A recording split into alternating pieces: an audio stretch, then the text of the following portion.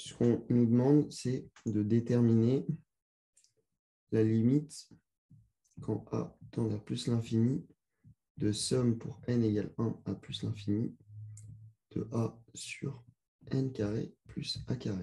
Au niveau méthodo, quand on vous donne une somme, il faut toujours justifier la convergence. Alors on peut dire que on pose S de A égale somme pour n égale 1 à plus l'infini de A.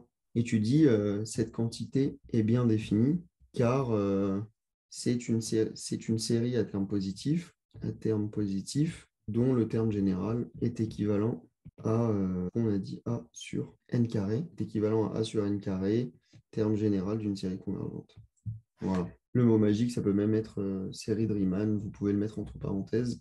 Au moment où on voit à quoi vous faites référence. Ok, donc là, on a déjà justifié que cette quantité-là, elle était bien définie pour tout A. X associe A sur x carré plus a carré, ça c'est décroissant. Du coup, tu vas te retrouver avec l'intégrale de k plus 1 de A sur a carré plus x carré dx.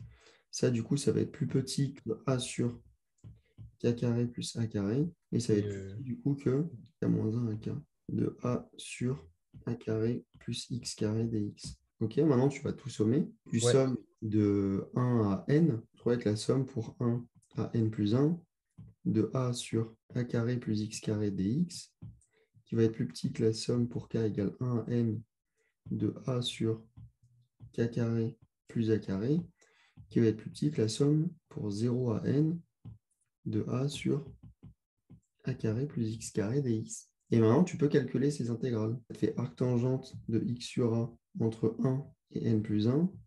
On va le réécrire, hein, comme ça au moins c'est clair. K égale 1 à n de a sur k carré plus a carré.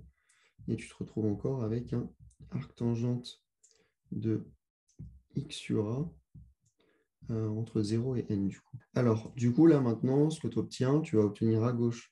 On va se retrouver avec du arctangente de n plus 1 sur a moins juste arctangente de 1 sur a, plus petit que somme pour k égale 1 à n de a sur k carré plus a carré.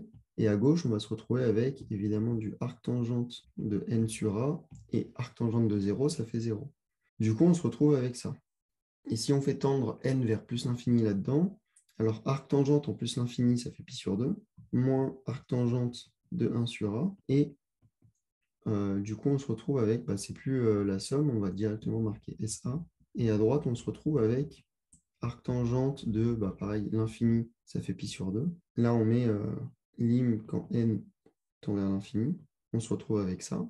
Et maintenant, quand on fait tendre a vers plus l'infini, on se retrouve avec, d'où, par le théorème des gendarmes, la limite quand a tend vers l'infini de SA, ça va être égal à pi sur 2.